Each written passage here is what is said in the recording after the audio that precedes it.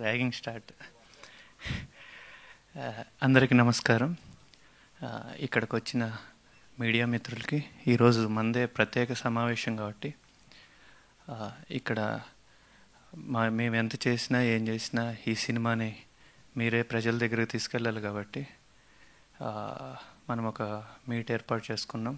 దానికి మా ఆహ్వానాన్ని మన్నించి మీరందరూ వచ్చినందుకు చాలా సంతోషంగా ఉంది. అందరూ చిన్న గ్లిమ్స్ హీరో లుక్ నేను ఎప్పుడు చూశారు అందరూ. ఫస్ట్ దాంతో మొదలు పెడతాను. సుకేష్తో చెప్పేవాడిని. ఇప్పుడు చాలా అంటే మా director Sukesh just hero entry కదా, ఒక 30 seconds లేదంటే ఒక 45 secondsతో మనం జస్ట్ ఒక లుక్ ఇచ్చేస్తే బాగుంటుంది. ఎక్కడ వేరే క్యారెక్టర్లు మనం ఇంట్రొడ్యూస్ చేయము. ఈ క్యారెక్టర్లే ఒకే క్యారెక్టర్ పైన మళ్ళీ ఆడియన్స్కి బోరు ఇదంతా ఉంటుందని చాలా మా ఇంటర్నల్ డిస్కషన్లో అనుకుంటా ఉన్నాం. తను ఒక కట్ చేసి తీసుకొచ్చి చూపించారు. నాకు ఎలా ఓకే నేను చెప్పినంత లెంత్లోనే చేసావు అని అనుకున్నాం. కానీ తర్వాత చూస్తే అది 2 నిమిషాలు ఉంది. ఏంటి ఆల్మోస్ట్ థియేట్రికల్ టైర్ అంతా ఒక హీరో లుక్కే తెలియకోకుండా ఇంతది కూడా చిన్న గ్లిమ్స్ లాగా అనిపిస్తేనే మాకు ఒక కాన్ఫిడెన్స్ వచ్చేసింది. ఎస్ మనము ఫస్ట్ స్టెప్లోనే సక్సెస్ అయిపోయామని చెప్పేసి. ఈ సినిమా ఆల్రెడీ సుకేష్ ఎలా అప్రోచ్ అయ్యారు ఏంటి అని ఆల్రెడీ చెప్పేశారు. తను నాకు లాస్ట్ 12-13 years నుంచి తెలుసు. కర్ణాటకలో నేను యాక్చువల్గా బార్న్ అండ్ బ్రాటప్. నేను బళ్ళార్లో పుట్టి పెరిగాను. నేను బెంగళూరులోనే ఉంటాను. మేము ఎప్పటి నుంచో సినిమా చేద్దాం అనుకుంటే చాలా కథలు. తన అసోసియేట్ డైరెక్టర్గా ఉన్నప్పుడే తన టెక్నికల్ వాల్యూస్, తన నాలెడ్జ్, తను ఒక మేకింగ్లో వే ఆఫ్ అప్రోచ్ అంతా నాకు ఒక కాన్ఫిడెన్స్ ఉండేది తన పైన. ఒక సినిమా చేద్దాము, మనము ఏదో వచ్చిపోయినట్టు కాకుండా బాగా ప్యాషన్తో గట్టిగా నిలబడాలి, అందరికి నచ్చే సినిమాలు చేయాలన్నప్పుడు ఇలాంటి కొంత టీమ్ తోటి ట్రావెల్ చేస్తూ ఉన్నాను. అలా కొన్ని కథలు డిస్కస్ చేసి అలగలి కథతో వచ్చారు. అప్పటికి సుకేష్ ఒక సినిమా తీసున్నారు, ఒక లవ్ స్టోరీ. దానికి మంచి అప్రిషియేషన్ వచ్చింది కర్ణాటకలో. ఇంకా ఈ కథని తనకి కమర్షియల్గా వర్కౌట్ కాలేదు. దాన్ని చాలా కాంపాక్ట్లో ఇప్పుడు మళ్ళీ నేను తీసుకొని వెళ్ళి పెద్ద బడ్జెట్లు చెప్తే ఎవరు తీస్తారు ఏంటి అని ఆలోచిస్తూ కాంపాక్ట్లో చేసుకుని వచ్చారు. నాకు అర్థమైపోయింది ఇది చాలా పెద్ద కథ. ఇంకోటి ఏంటంటే హలగలి బేడరు అంటారు అక్కడ, ఇక్కడ హలగలి బోయలు. అది ఒక చరిత్రలో లిఖించబడిన అధ్యాయం. ఇంకోటి చరిత్రలో ఎన్నో రకాల చరిత్రలు మనం చదువుతూ చూస్తూ వింటూ వస్తూ ఉన్నాం. కానీ ఈ హలగలి బేడర్ అనేది అంటే సమాజానికి దాదాపు వాళ్ళు అడవిలో ఉండి వాళ్ళు వేటగాళ్ళు. అలాంటి ఒక వెపన్ కోసం, అంటే ఒక ఆత్మాభిమానం కోసం, వాళ్ళ ఆత్మాభిమానం వాళ్ళ వెపన్. వాళ్ళ బోయలు అంటే వాళ్ళ వేటగాళ్ళు, వాళ్ళ వృత్తి, వాళ్ళ ఫుడ్ మొత్తం వేటే. అలాంటిది ఈ ఊరు వాళ్ళకి ఆయుధాలు. ఒక మన ఇంట్లో ఆడపిల్లని కన్యాదానం చేస్తే ఒక ఆడపిల్ల మానాన్ని, దీన్ని ఎంత పవిత్రంగా చూస్తామో అంత పవిత్రంగా వాళ్ళ ఆయుధాన్ని చూస్తారు. ఆయుధం వాళ్ళకి కింద పడినా కూడా జారి వాళ్ళకి అది చాలా పెద్ద సెంటిమెంట్. అలాంటి వాళ్ళు ఒక బ్రిటిష్ రూల్కి అగెనెస్ట్గా అది ఫైట్ చేశారు. అది ఆల్రెడీ 10th క్లాస్లో కర్ణాటకలో సిరి కన్నడలో ఒక చాప్టర్గా ఉంది. దీని గురించి పుట్టలుగా చాలామంది PhDలు చేశారు. చాలా రీసెర్చ్లు దీని మీద జరుగుతూనే వస్తూ ఉన్నాయి. ఇది ఇంత ఉన్న కథ కూడా ఎందుకో ఎక్కడో చోట ఒక లేయర్ దగ్గర ఆగిపోయింది. అప్పుడు ఇలాంటి కథ చెప్పేటప్పుడు చాలా స్ట్రాంగ్గా ఉండాలి. నెక్స్ట్ అంతా యంగ్ టీమ్. మీకు ఇక్కడ చూస్తుంటేనే అర్థమైపోతుంది. అందరిలో యంగెస్ట్ బాయ్ బాలకృష్ణ గారు. ఈ కథను చెప్పేటప్పుడు మన వయసు, మన అనుభవం మొత్తం మాకు ఆ భయాన్ని బాధ్యతగా తీసుకున్నాం. చాలా రీసెర్చ్ చేసేసి అక్కడికి వెళ్ళి ఎవరెవరు దీనిపైన PhDలు చేశారు, ఒక 2 PhDలు చేశారు, మళ్ళీ కొంతమంది రాశారు, మళ్ళీ వాళ్ళ వంశస్థులు కొంతమంది ఉన్నారు. అందరి దగ్గర పోయి కలిసి దీని మొత్తం డీటెయిల్స్ తీసుకునేటప్పుడు మాకే గూస్ బంప్స్ వస్తున్నాయి. ఇంత లెవెల్లో పోరాడారా, అసలు ఈ పోరాటం అంతా ఏమైపోయింది, ఎక్కడో చోట ఆగిపోయింది అని చెప్పేసి ఇంకా కథని పెద్దగా చేసుకుంటూ వెళ్ళిపోయాం.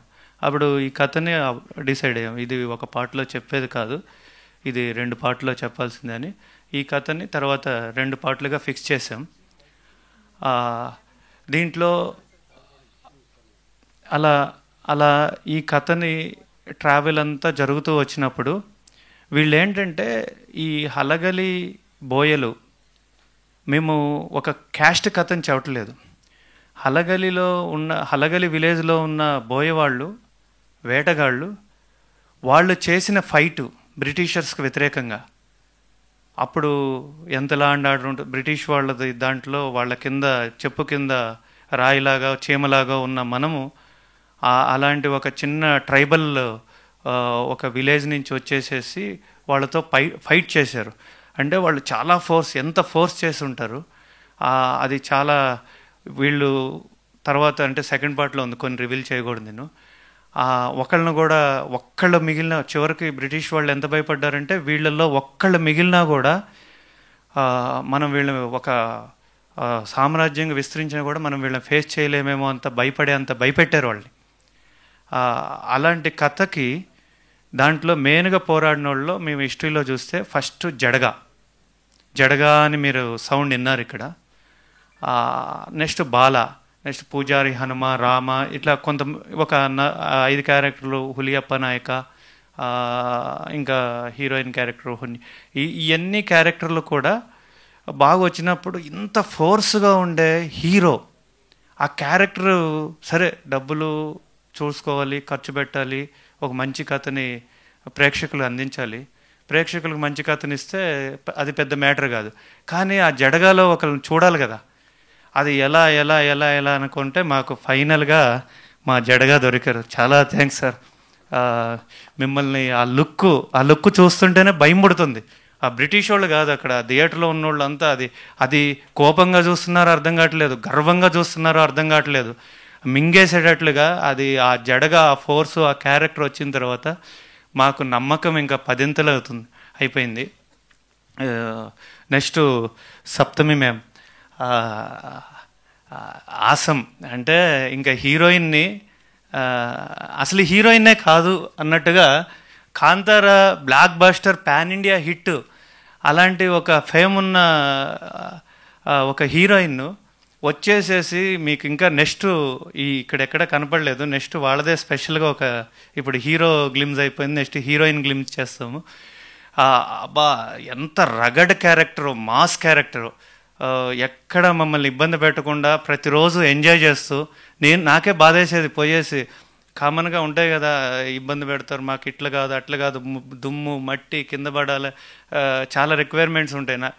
ఏమీ లేకోకుండా పోయి నేను ఎంత ఆనందంగా ఉందంటే